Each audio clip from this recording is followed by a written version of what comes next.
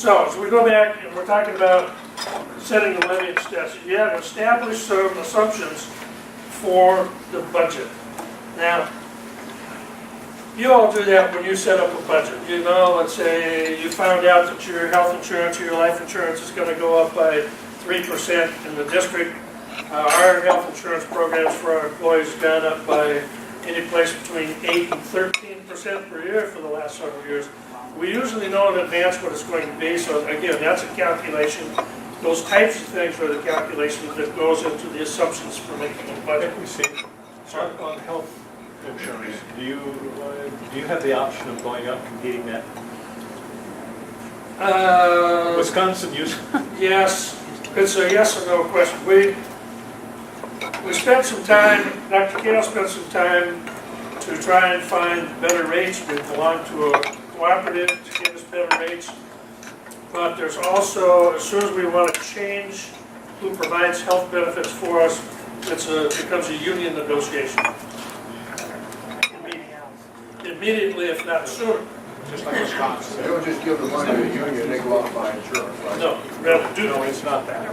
So then you estimate all the rest of your expenditures, you estimate your state and federal tax revenues, which again is fairly easy on the federal level. They've been pretty constant for a while.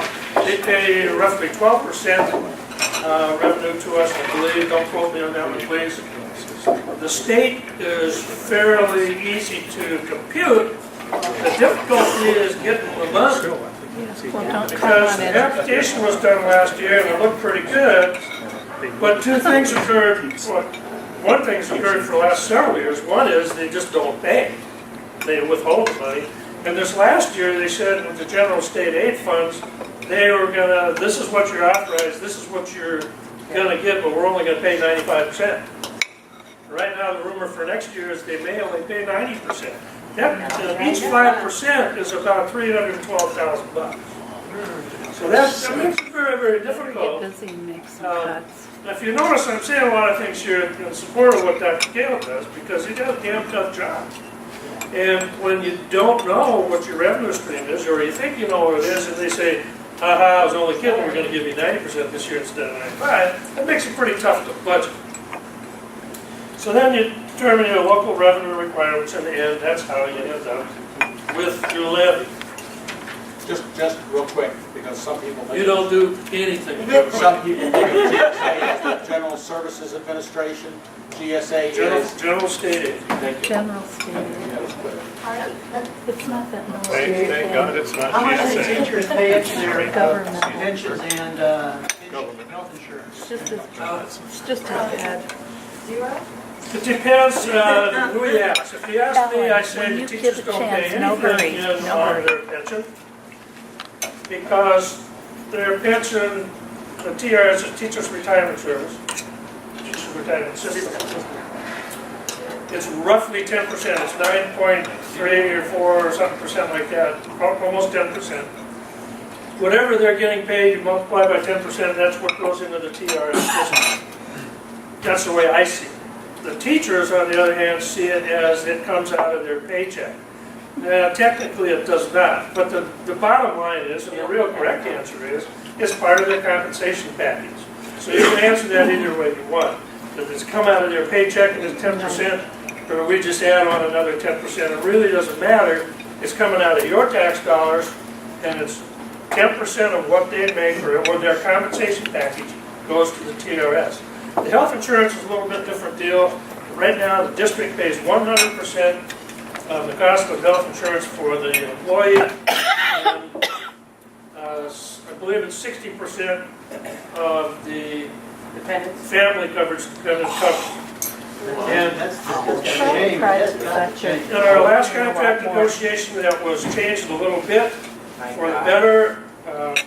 Any increase in health insurance coverage for the employee and the dependents of those employees, a portion of that, half the increase will be paid by the district, the other half will be paid by the employee. That's a last contract a year and a half ago. The next contract coming up, I'm on the negotiating committee, and the union's real excited about me going to be there.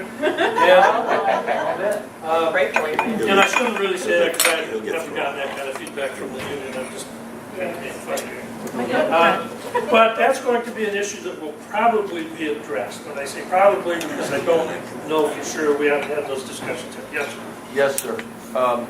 Given that you hear estimates between 78 to 87 billion dollars in unfunded pension liabilities for the state of Illinois, where is this 10% in the compensation package, whether you call it pay or not, going? What has happened to that money? I'm going to give you a very brief answer. I'm going to start by saying I'm no expert on that. I think the pension package at the state is incredibly difficult, convoluted, and politically disjointed. And who shot who? I honestly don't know the answer to that. The answer to your 10% is it does go into the teacher retirement system as part of their pension funds. There's several different Illinois state pension funds. The TRS is one of those. That money goes directly there. The problem with the pensions, as I understand it, is the state has contracted to pay monies into those pensions as well.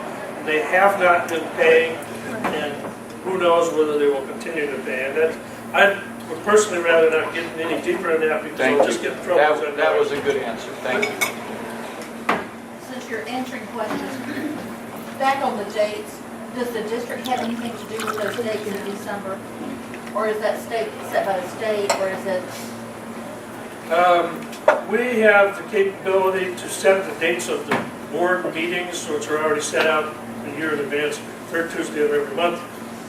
The time period between the presentation and the levy hearing itself is a set number of days, I believe. But the day that the levy has to be filed with the county is by statute, and it is the last Tuesday of December of that day. Sounded like I knew what I was talking about. The dates on this levy deal, you run into Thanksgiving in the November one, you run into Christmas on the other one, and nobody's paying any attention to anything else except the holidays, and they run it through like, 4 through 5. Well, Like, you'll get it back when people are thinking about it. I think that's a great segue for me, actually, because I went to the levy hearing process a couple of years before I ran for school board, and then since I've been on the board, I've been involved in the process 3 times. And at least 2 occasions, once for 2 years, in consecutive years, I suggested to the board and I made it as a motion, I would like to set this in a process. That we have some kind of a budget process, a visible budget process, a visible budget hearing, and then get a hearing, not a board meeting, a hearing where the public can speak as long as they feel like speaking, versus a board meeting where you should and are restricted to the amount of time that you can speak. But have a budget process that's open and exposed to everybody, followed by a month later the levy presentation informally. Not in November, but maybe in October, maybe sooner than that. Say, this is what we're looking at. This is what we see as a projection for the EAV. This is what we see for the projection of expenses, the whole thing we just talked about. And have it as a hearing so people can come and talk about it and do it and see it, say it, smell it. And then by the time the November presentation is around, your people are smarter, they're more involved. And then, finally, the real formal hearing, if it's by statute, as it is, then you have that December, you got 7 days to get done with it, but at least it has an opportunity for the public, you people that care, to beat that up and maybe try and make it a better process. I made that motion on 2 separate occasions. Who would like to guess whether I got a second? You didn't. How did you? I've been there before. No, couldn't second for him, could you? I wrote just some more letters here, and it's pretty much one of the last things I'm going to say, and I'll take some more questions. But it says, I wrote down here, if they, and when I say they, in this sentence, by the way, they is not referring to the school board, it's not referring to any particular person. To me, it refers to the state of Illinois and the people that made these statutes. If they really want you involved, they would make sure you were notified and engaged much earlier in the process. That's That, to me, is the levy process, and what Steve Springer says is right and wrong about the levy process. So it's just as a quick recap, the levy process is to set the dollar amount of the levy that the school district feels it's going to need to take from local property taxes in order to augment the budget. That levy is a dollar amount once the EAV is set by the county. You take the EAV, you divide it by the levy, the approved levy, and the math comes out at a tax rate. That's how your tax rate is set. That's how every taxing body does it, because that's the only way you can. Your levy, this is what I request, this is what we got, that's the percentage that comes out. Steve, since I don't live in 90, the school district 90, does this pretty much apply around the county, at least the county, other I school haven't districts? watched them, but from talking to other board members at a couple of conferences I went to, etc., it's at least extremely similar, if not identical. And the dates, the required dates, like December the 20th or something like that, would be the The same no levy matter. filing date in the county, in St. Clair County would be the same, yes. I have a question. When they voted on raising the taxes, it was based on what they had sent in, and that's what this is. Yes. They voted on what they sent in, saying that they were going to need that, right? Yes. But, now this is my observation, they didn't go that high. They act like they were doing us a favor. We could do this amount because it's been approved. But the information all came from the district. Yeah, this is something, I'm glad you brought this up, and I probably should have addressed that earlier on. The levy is suggested by the superintendent, brought to the board, it's discussed hopefully by the board, and it's voted on by the board. The levy is then approved to be submitted to file. When the EAV is known, and the math problem goes EAV divided by the levy to get the rate, there is no requirement for anybody on the school board to approve that rate.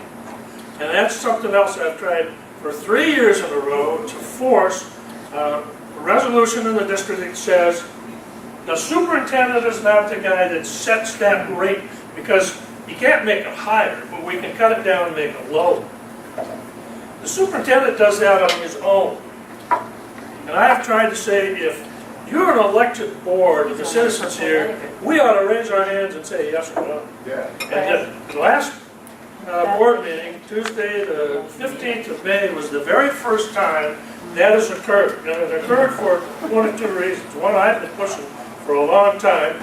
Two, I made a lot of noise about what we were doing. And three, we got a second board member there now I'm not even going to try to speak for him, but he agreed that that rate should be voted on. And I think there was enough people in the audience, some of whom are here today, that were watching what was going on, and I believe that forced that vote on that particular rate set. But it's still not policy in the district. Wow. We got our own little map. I got two questions. One, because what you just said created a question in my mind on the process.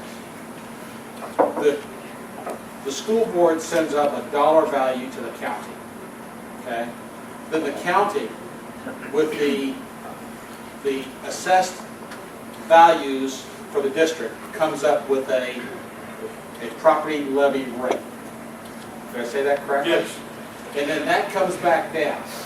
Now, that's where the part comes in where my question is, because the way you said it was, then the superintendent at that point can say levy higher than that? No, cannot go higher. Well, it could be that levy or a little lower. Yes, but if you recall, back here, oh, it's right there. The tort immunity, for example, Right. almost, and actually, those three where it says as needed, at least for the last 3 years, and probably for longer, when that rate comes back from the county, it's actually higher than what we actually have needed to pay the IMRF or the tort immunity, or whatever, one of those three. And so for the last 3 years, probably longer, Dr. Kale has reduced that amount to reflect the amount of tax rate that would take for us to pay those debts. Now,